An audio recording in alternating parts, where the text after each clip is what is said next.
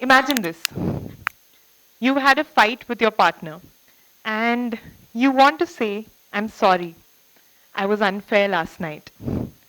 So you open WhatsApp, you type a long message, then you delete it, then you start retyping. Some notifications pop up, somebody sends you a reel and you get distracted. And finally, you end up sending an I'm sorry with a sad emoji and leave it at that. Now imagine writing the same thing, the same message, as a letter. You sit, you think, you write, you pause, you commit, you finish. And somewhere in finishing that letter, you finish a thought. And when I say letter, I don't always mean an envelope and a week of waiting.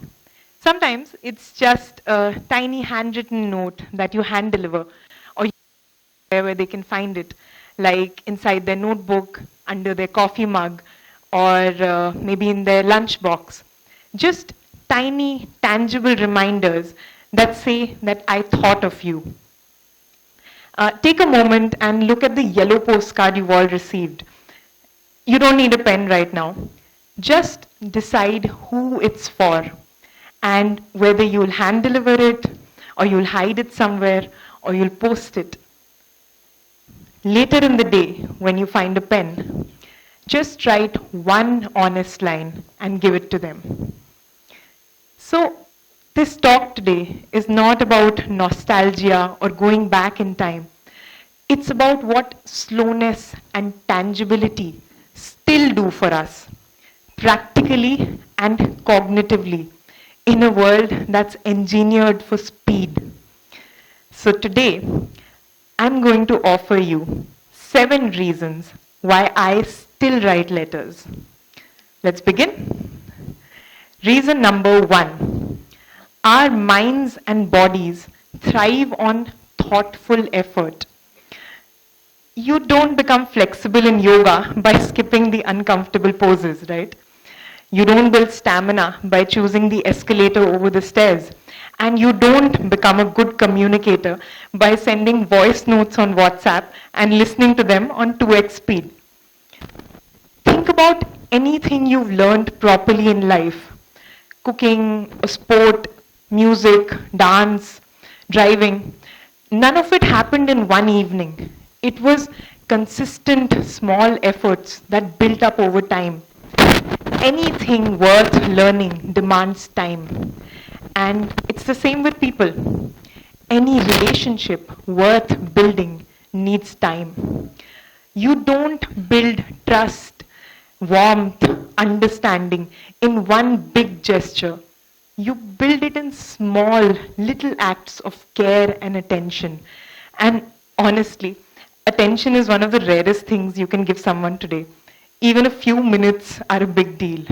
So when you write a letter to me, it's only and only for me, not your entire Instagram following, not for anybody else. I have your undivided attention because you're saying to me, I thought of you long enough to put pen to paper. Reason number 2. It's not nostalgia, it's neuroscience. There's a Princeton study that found that students who took notes by hand understood better, remembered more, and made deeper connections than those who typed. Why do you think so? Because handwriting is what psychologists call a desirable difficulty. It slows you down enough that you stop transcribing and start thinking. Your fingers become part of your thought process. Your brain has to prioritize, summarize, synthesize, simply because you can't write as fast as you can type. And it's not just about speed.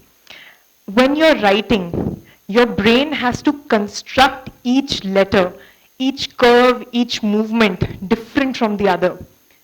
On the keyboard, every key feels identical.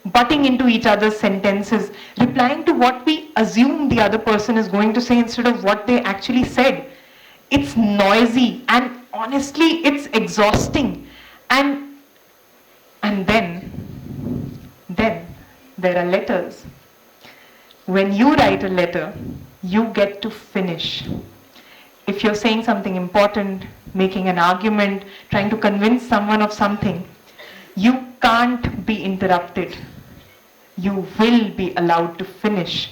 And the reader has no option but to finish reading what you had to say before they reply.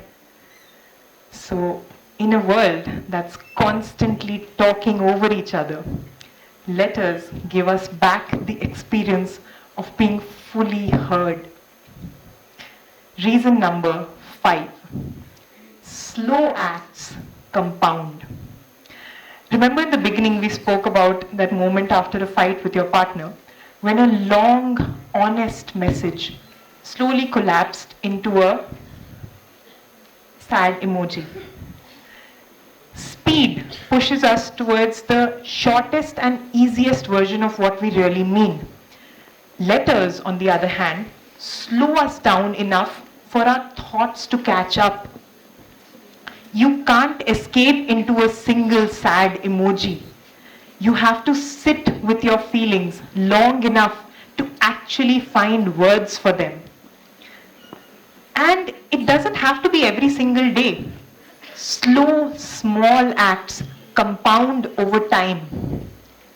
One letter a year can become a tradition. One tradition can become a relationship. And one relationship can change a life. Reason number 6. In a digital world, the tangible has become sacred. Think of a letter. You don't just read it, you feel it.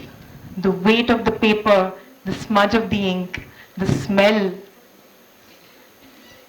A letter isn't made to be seen by everyone. It's made to be held by one person. A digital message might reach you in seconds, but a handwritten one will stay with you for years. I've spent over a decade encouraging people of all age groups to write. I've met small children who are fascinated by the idea that if they write an address and post the letter, a person will physically go to that address and hand deliver that letter. That if you lick the back of a stamp, it will actually stick and carry your DNA behind it. I've seen young adults such as yourselves slowing down, thinking deeply, even decorating envelopes. I've seen my own husband who's a total decluttering and minimalism freak with a drawer full of letters he just can't throw away. I mean, can't not because I don't let him, although most of those letters are mine. But he genuinely doesn't want to. I checked. So that's because letters carry more than just words. They carry emotional cues. They carry scarcity, vulnerability, a kind of vulnerability that we rarely show online. And in a world that's drowning in digital clutter, letters cut through the noise. Reason number 7. The imperfection is what makes it beautiful. Towards the end of this talk, I invite you to choose your unique scribble over the best of fonts. And that's another reason I still love letters. A perfect printed font may be perfectly aligned, but it will never be yours. Your handwriting, that slightly wobbly line, that word you squeezed into the margin, that sentence you struck out but is still semi-legible underneath. These things carry your personality in a way no perfect font ever can. And that struck out sentence is actually my favorite part. It's like a little behind the scenes of your thoughts. A ghost peeking from under what you said, showing your doubt, your editing, your change of heart, all in that small little space. So these smudges, scribbles, scratches, hesitation marks, they're not flaws, they're fingerprints. Because otherwise, kiss emoji that you send to your mom and to your boyfriend look exactly the same on WhatsApp. So, in a world where everything looks identical on the screen, your handwriting is proof that it was really you. So, here's my invitation to you. Don't abandon convenience, just challenge it. Not everything needs to be faster. Not every message needs to be digital. And not every experience needs to be optimized. Sometimes it just needs to be human. And here's a simple idea. Match the message to the medium.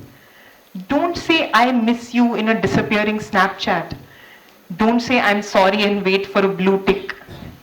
Don't say I love you in a meme. And for that matter, if it's an emergency, don't write a letter. It won't reach on time. Use the phone. The medium matters.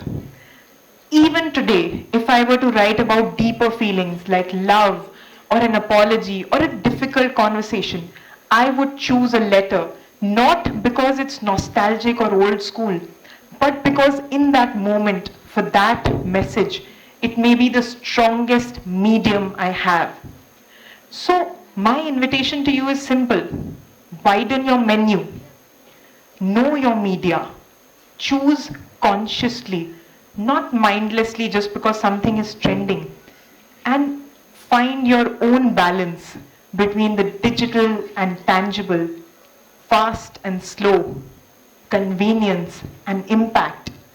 So sometimes it's a message, sometimes it's an email, sometimes it's a phone call, and sometimes when the message and the moment deserve it, it's handwritten. So if the feeling is real, remember to pick a medium that's worthy of it. Thank you.